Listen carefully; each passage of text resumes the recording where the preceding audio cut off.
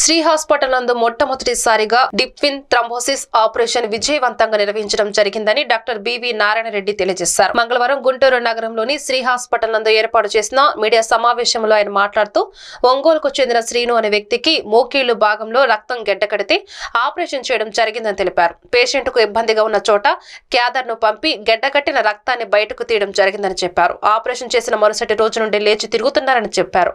ఇప్పటి వరకు సుమారుగా 4కి విజయవంతంగా ఆపరేషన్ చేయడం జరిగిందని తెలిపారు. ప్రమాదవశాత్తు గాయమైన గాని నరాల మీద ఒత్తిడి కలిగినప్పుడు రక్తం గడ్డకడుతుందని వెల్లడించారు. కొన్ని సందర్భాల్లో రక్త నాళాలు గడ్డకట్టడం వీనస్ థ్రంబోసిస్ అంటారని తెలిపారు. ఊపిరితిత్తులకు వెళ్లేటువంటి రక్తనాళాల్లో అడ్డుపడితే దానిని పల్మనరీ థ్రంబో అంటారని, అటువంటి పరిస్థితుల్లో పేషెంట్స్ మరణించే ప్రమాదం ఉందని తెలిపారు.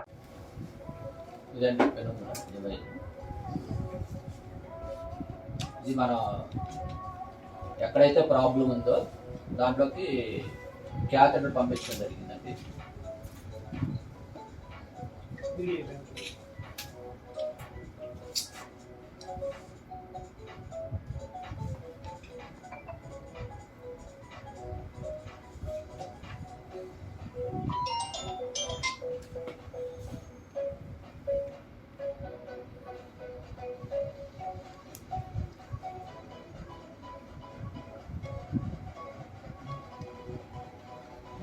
లివర్ మొత్తం రిమూవ్ చేసినటువంటి క్లాట్. ఇది బిఫోర్ సార్,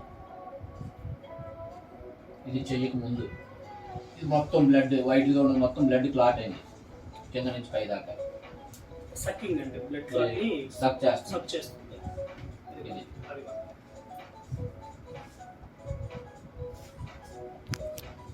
చేసిన తర్వాత మొత్తం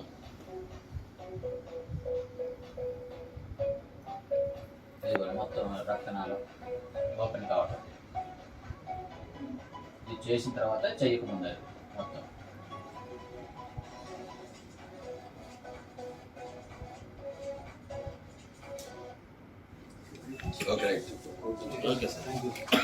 సార్ నైట్ బాగానే ఉంది. మార్నింగ్ లేచి చూసుకునే లేకే కుడికాలు గజ్జల్లో నుంచి గీకల దాకా వాసింది సార్.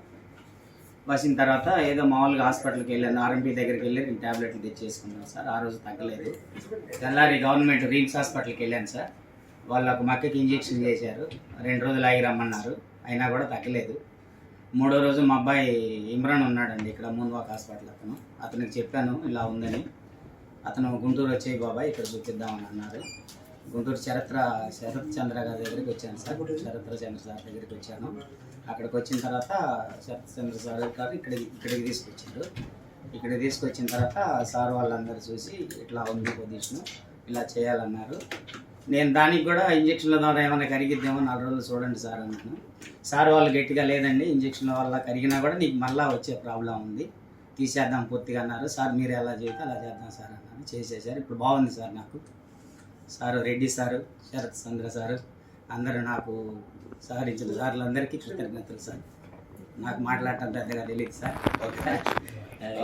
ఇతనికి చేయడం జరిగింది.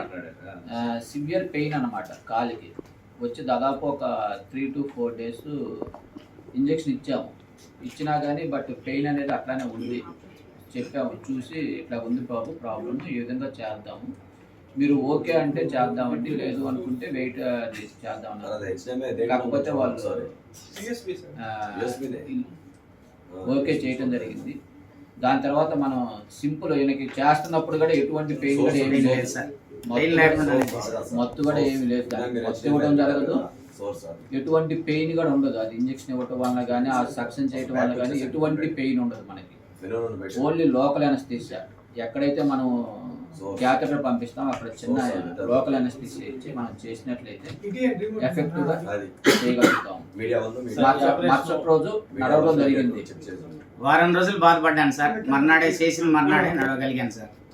ఇప్పుడు ఒక స్టెప్ మెట్లు కూడా ఒక ఫ్లోర్ స్టెప్స్ ఎక్కి వచ్చాను ఇక్కడికి. అంటే దాని యూజువల్ గా మనకి దాని క్యాథెటర్ కాస్ట్ ఉండిద్దండి, దాదాపు 1.5 lakhs దాకా ఉండిద్ది. ఆ మిషన్ అనేది చూసుకుంటే ఇట్స్ అరౌండ్ 1.7, 1.8 దాకా ఉండిద్ది.